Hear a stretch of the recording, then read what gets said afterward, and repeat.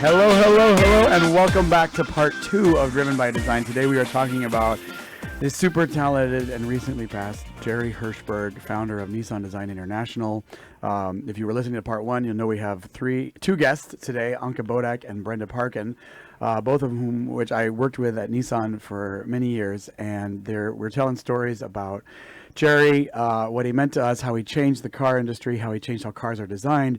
And as we move into this next phase, I'd really like to talk about his legacy. What does he leave behind besides some very inspired people? And I would think, I think, Anka, one of the things that I think of about you as a designer who then went on from Nissan is you sort of use these founding ideals to create a hotel. You have a hotel called the 12 Senses Resort, right. 12 Senses Retreat. No, I got to stop you right there. You guys just say this so casually. She was in the car design studio, and now she has a hotel. A micro hotel, a very small one. But the whole idea that somehow, you said it before, you seem to think that this guy inspired you to think anything was possible. Oh, yeah, absolutely. I think he really, and also, of course, definitely Brenda, who, introduced me to this whole incredible world of colors and materials. But that whole studio just was so inspiring and so confirming, and I think what it really instilled in me and probably in a lot of people or everybody who's worked there is just have no fear for anything. Yeah, just go for it. Because if you're driven and by no fear, limitations on what and no you can do. limitation, it's almost like anything is possible, and everything is open to your imagination. Whatever you can imagine, you can, in a way, manifest, and it's possible. So did it really help that he let you do other projects, as we said in part 1, other than cars? You designed children's furniture, and you did some work for Callaway and all that. So it opened your eyes to other design, because that's what I would think would happen in all these corporate structures. You design, I do doors. Mm-hmm. That's what I'm known for, and I build doors year after year, and I'm the king of doors or something here. Yeah. Yeah. I think too, this is one reason why I came from Germany I came to California from Germany, and I know exactly why now, because also the entire attitude in California is like that. You know what? You can do this today, but you can do another thing tomorrow. This whole entrepreneurial mindset, and I feel like Jerry really embodied all that in the way the studio was run, even though it was part of a corporation, but it was really more run like a very creative entrepreneurial type playground studio, and he was someone, absolutely. The and I can tell you, is the perfect description. I suspect that's why they did eventually all follow him and move all the car design studios here, not just because it's a bright, fun, can-do kind of culture, but it is that kind of entrepreneurial spirit, which I grew up in Detroit did not exist. Yeah. You worked for the big three, and it was about safety and security and not taking too many risks and loyalty.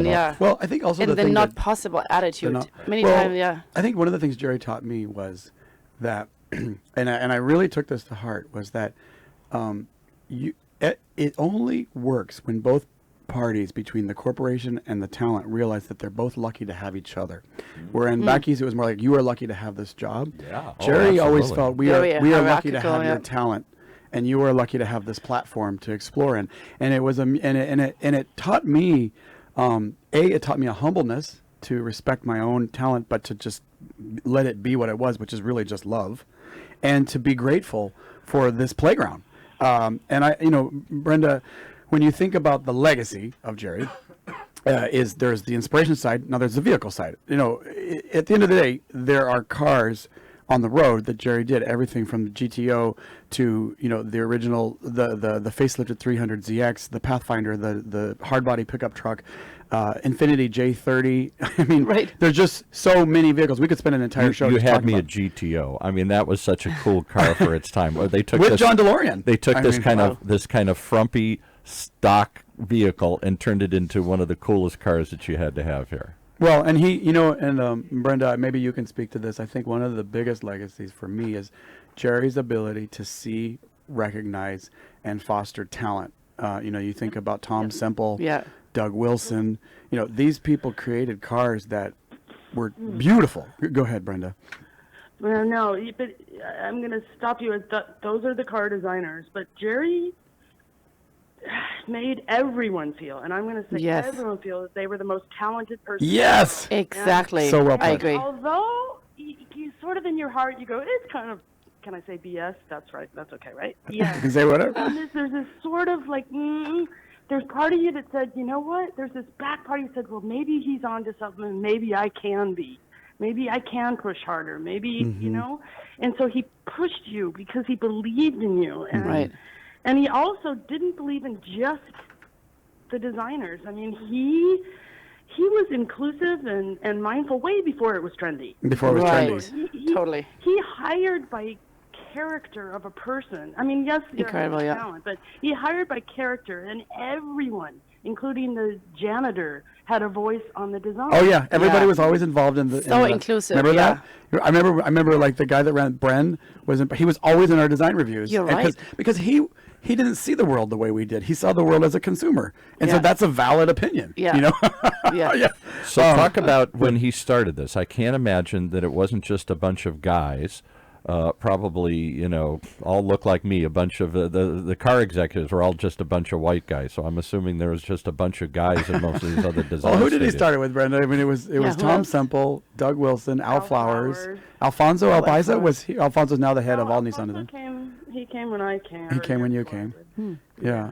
So you Mike say he fostered Anderson. diversity and inclusion. Talk about that. Well, what did the team look like that he had and compare it to the other teams? Started in a house, right? First, before there was a Yeah, studio, there was a started house. in a house. Yeah. Wow. I was in a small house before. I mean, he hired Diane Allen. I think that was a beginning of diversity. To have a female exterior designer early on was. Yeah. Now And it's more Diane commonplace. was like in school she was like dyeing fabrics and putting them in cars and doing all these things that nobody did at the time, and she had this Amazing. cool way of like capturing stance and proportion. I mean, Diane is all talent, and he saw that in her, and he wasn't like, no, you're going to do this part of the car. He brought her in and think of all the vehicles she So let me designed. ask you a question. Was this for all of you your first car design job, or had you worked at other places and been brought over? No, I mean I started at Citroën in France. What about you guys? I started, I was at DesignWorks BMW, but for a short time. And honestly, Yeah. I mean, I sold myself as a color designer, but I really wasn't. Is that right? Yeah. I think I know I wasn't one either. I started there. I wasn't really not a color designer either. I You was a became product what you designer. did. Yeah. So Yeah. what was it that he saw in you guys then and in other talent that would allow you to take on these roles? You didn't have a 10-year color designer credential before you're here. Well, yeah. I think he's. I mean, I remember coming to my interview, and I remember that he gathered around a table, and I had like a tie on, and I was this little student, and Alfonso sat in my lap. And took sat my in your lap? and he took my tie off, and they messed up my portfolio, and they pushed it all over the place, and Oh my God. and they liked that it wasn't bound. My portfolio was never bound because I always thought people should just be able to look at the Mine work that wasn't they liked. bound either. I always think that was one of the keys. Interesting. I didn't have a book. There's a takeaway. Yeah, Yeah. I thought they're always a book. No, because yeah. I thought people will gravitate to what they like, not what I like. Do Mm. you remember, Brenda? I'm gonna date myself. Mine was on slides. There you go. Wait, mine was on slides and on handouts. And mine was on both. I was sort of in the middle of you guys. we were. Oh my God, there was no Photoshop. This is right. We were analog. Yeah. Oh my God. I had the letters like literally printed somehow in white with a copier paper, and then I had to roll this stuff So over he it. wanted to mess you up and get you outside your comfort zone. He wanted to get you out of the studio. He wanted to get people other than the normal people that were coming in, the usual crowd that was showing up to be working these places, and he was letting you all something. That speaks volumes to. Yeah. Was that common in those days? Is this unusual? I don't think so, no. But I think that also really described the energy and the vibe. But it was, Yeah. I feel like everything was really built. I see it almost like a parent. Maybe I even parent a little bit like I felt with Jerry. Uh-huh. How he The was way you with raised me your as a own designer, son. because I Yeah. feel he just gave us so much trust and so much belief and so much love that, Mm-hmm. I mean, he knew it's fine. And I think what I really loved too, sometimes when we were like most stressed, I almost do this like every single week to myself. No, when I'm like, oh my God, I really have no time. But I always remember that then Jerry would say, everybody stops all the work. We're going to see a movie. It Yes. literally dragged out everybody from the entire studio, and it was like the worst time you would think ever. That's right. The But famous it's story. so healthy, and I so many times I almost literally think about him every week, and I'm like, you know what? He always did that too. I'm gonna go, I'm gonna do yoga, or I'm gonna do this and this and this, even though I'm like, Just to my stop. schedule really should not allow this. Yeah. But it was so healthy and amazing. Wasn't it during Ultima, Brenda, that he took everybody to see Silence of the Lambs? Yeah. Silence of the Lambs. There's a movie you want to Yes, you're I proud to see. remember. Right? And it was like, it wasn't like we didn't have anything to do. Yeah, it always happened like almost in a sense at the worst time, but that was actually the best time to just It go puts the away, and lotion on. step away from the canvas. Yeah. Yeah. All right, so now let's go into what did he leave behind? Is this just an era that this was the 60s? It was a fun era, the 80s. But I'm saying like we think of the 60s as this Yeah, freewheeling hippie environment. Is the legacy live on? Was that just a moment in time? And if whatever has happened, what did he do that continues to this day? You say that's because of he and guys like him. Go ahead, Brenda. I think that because you're. I'm gonna say, Yeah. I'm gonna talk about the physical environment that he left behind. This beautiful building that he and this architect Ken Ronchetti envisioned, 35 years ago. It's absolutely this timeless, beautiful space to be in. And even though there's Totally. been numerous like renovations, like more than I can even count, it still has this open and honest presence that stays there. And then one thing that is, he was so sort of clever and smart that he knew that he didn't like the conference table in the glass office, which is the main conference room. He Yep. didn't want it to have to where the lead people are on the ends of each table, like That's in a right. boardroom, like Right. the head people. Uh-huh. So he made this. He made Smart. it out of concrete, built into the foundation of the building. And it had no head. And it's a point, Yes, points on the you're right. end, Yep. and solid to where you can't sit on the end, meaning you can't be can't. the leader of this meeting. Everybody is equal. Amazing, And you yeah. can't get rid of that table. It's part of the building. That lives on forever. You know, Secret. There's a legacy, yeah. That's you know amazing, that yeah. is really the essence of his leadership style. Everybody was involved, and you can't take over this meeting and be the leader by the architecture and Yeah. the building. Yeah, Brent, I really love that because that like you can call out every car you ever worked on and led, but that's really where it is. It's in the essence of who he was. So has it continued as we go into the 21st century?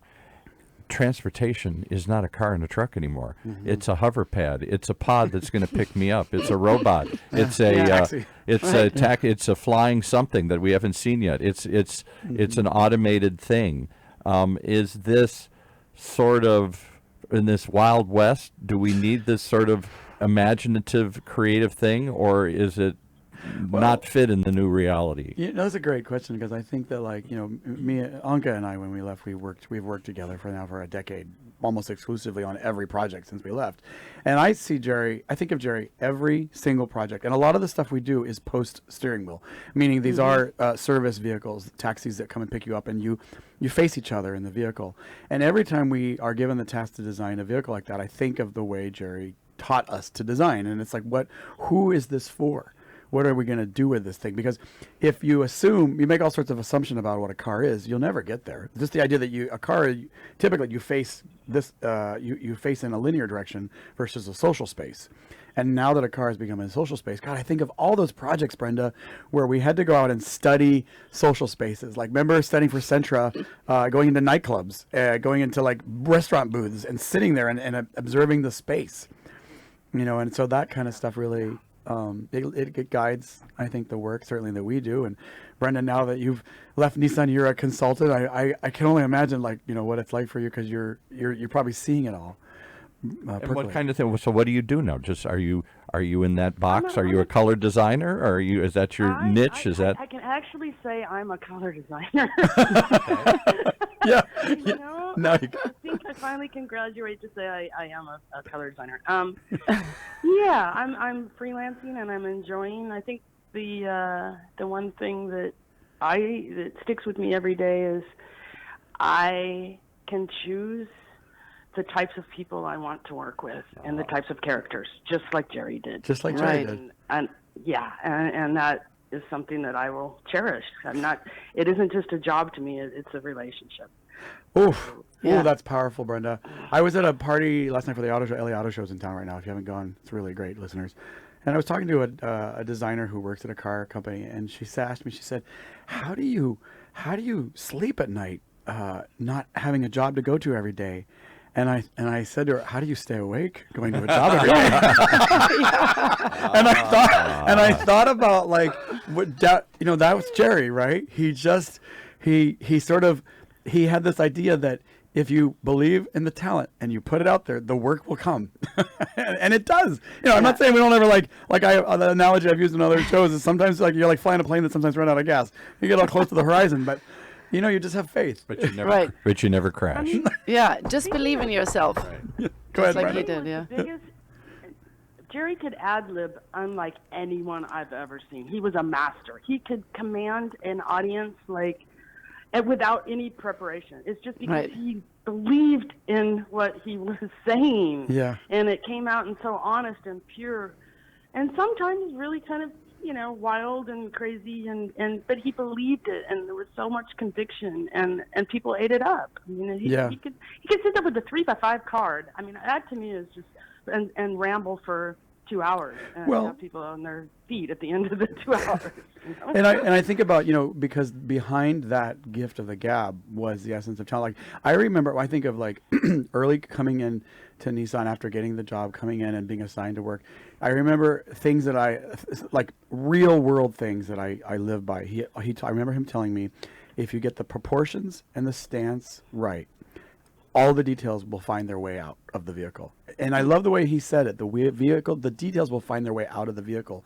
Meaning you don't have to have anxiety about, is it going to work? Is this detail going to work? Anytime that the design comes from the vehicle, It's almost like trust the process. trust the process and trust the vehicle. It designs itself. Amazing, yeah. Jewelry. Very true. He didn't like the term like adding jewelry. He thought that Yeah. kind of Yeah. diminished the Cheap, Decorative. damaged goods, Yeah. he would have called it. It's not so authentic, yeah. Yeah, that's true. No fake Yeah. bling we needed here. Yeah. To draw your attention. No shiny objects to draw your attention. And that So- goes back to colors too, like the way, color material design was not an afterthought. We were integrated in the process and even way before. And that was amazing. Actually, for me, starting out as color, I studied product design. Yeah. That was quite amazing because I, since grew up with that mindset. And So many how- other companies may just apply color materials an afterthought, but So Yeah. how does it leads to the question of how has design changed? What would Jerry not recognize today here? Ooh. What Such an artist, huh? Because it's not just what you're designing; it's how you're designing. You're doing it in virtual reality and other things. I'm assuming. I think Jerry would be very proud, to be honest. It makes me a little emotional, but I think if Jerry, I think that the things he didn't recognize would have been the things that he loved most, because I think he would have been very proud of that. Like I think he would be proud of the work we're doing. I don't know, it's hard to say, but the thing was Jerry was such an artist. I don't know. How do you feel, Brenda? What would be unusual? Yeah, I'm thinking he eventually would embrace it, but I think he would fight back to keep sort of the roots of how things were done too. Yeah. Yeah. To protect. I think keeping the yeah. humanness in it too, like keeping the sense of touch and like having actual models and things like that, because Yeah. he was Oh, so about great people point. and so about I feel like it was so much about making things, and I'm sure he would have embraced I a bet lot you of the would've- virtualness, but The real I thing. think he would have been smart enough to understand to really transfer your love or your connection to the design. surface. You have to be Because how do you tell? You don't touch involved. something in virtual reality. You feel like you are, but you're not touching it. That's Yeah. such a great point, Paul. Thank you for bringing it Yes. up. I think that hits it on the head. So, I think if Jerry were here, one of the things that I loved, there's a great story with Jerry Hirshberg and Tom Semple, who was one of the leaders that followed Jerry after Jerry retired. And Tom was another one of these designers that just was so talented. But if Tom liked a surface, and it was a good-looking surface, he would pull down his pants and he would touch it with his butt. What? And the butt is the most sensitive thing in the car. And you can't touch a virtual surface with your butt. And so you can't feel it. And I think to translate that into what that would mean, is that at the end of the day, the vehicle lives in the real world. So Yeah. you have to design it in It the has real to be world. yeah. It has to have a human touch to it. Yes. Whether it's your butt or your hands. I'm going to go out to my car and rub my butt on it today. The biggest here. compliment you Brenda. And that wasn't the only time I saw pants come off in that studio. I remember God. so many. Oh my God! Well, it's hard to top that one. I want to say butt, but I can't think of anything else beyond that one here. Well, So you know, maybe- it probably makes me the butt of a lot of jokes Yeah, tomorrow, but exactly. you know what? I don't care. It's true. Well, I think you all, the fact that you're here and remembering and laughing says a lot about who the man was and how he affected you. And I'm getting choked up, and I didn't even know the guy here because it sounds like he was somebody special. He really was. Absolutely, yeah. I'm very grateful. Yeah. I mean, Yeah. great, grateful for the friendships that we made with you Yeah. guys. For sure. Well, those are And lifelong. I think too, like in the way he, in a sense, formed or inspired us. I can see like a lot of the startup companies, they're actually implementing that like all the way to Google's, but I feel he's already done that like 20 or 30 years ago. There was always like, food for everybody. There was so much play. I mean, I really feel like he did something way earlier than a lot of the studios. And all of Silicon Valley is actually embracing that. on I'll a tell you- scale. I'll tell you Like, another thing. Every place has free food, and they want you to play, and they want you to go out. So, but he was a visionary. He did had that he was- already. Yeah. I'll tell you what else Silicon Valley embraces, which was not true of most of corporate America, maybe still isn't true, is that they wanted to develop and hold talent within. The idea wasn't to get you to grow and go. Right. We're going to give you a shot, and we're going to build you up, and then we Yes. hope you're going to stay there for 30 years. So we got Yeah. the team. Whereas Silicon Valley embraces the idea that you're going to leave after a period of time, and they're proud of the fact you're going to create 5, 10, 1,000 more startups. They see that as a success rather than, oh my God, we lost all these people. So Yeah. it seems like he empowered you guys not just to do good work, but to eventually, and not everybody, it's not for everybody, but those who want can fly out of the nest and go do something else here. Yeah, I think he would. Like I said, I think he would be proud of the stuff. When he sees it, because the thing is that now Jerry can see everything, right? He can see all the secret stuff that he couldn't see. He sees everybody and everything now, Yeah, right? right. So he's and he sees all, and I think that he would be. I kind of imagine him up there, kind of playing some prank on us, right? As his son, at his memorial last week, his son, Eric, said one of the most poignant things. He said, at the end, he says, I think Dad's up in heaven shooting rubber bands at God. Yes. Well, I think that's where we're going to leave it there. That's Yeah. a fitting way to picture the man here. Oh. You're all shooting some spitballs back at him today here, that's for sure. Brenda, thank you so much for calling. I'm just really Yeah, grateful you my took the time. pleasure, My pleasure. Well, for Yeah. anybody who knew him, it sounds like it was a pleasure. And for those of you who didn't, it sounds like we missed a colorful character here. But whatever it is, it seems like he made his impact and imprint in the industry, and in ways he probably never could have envisioned. Yeah. His legacy lives on through what you guys are doing and through the work that continues. Yep, for sure. All right. Thank you for listening. We'll be back next week. Thank you.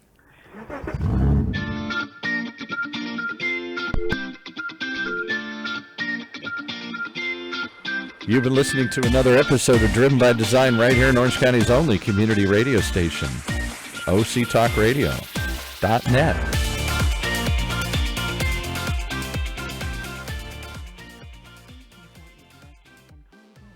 Or ask your operator for assistance. This is a recording.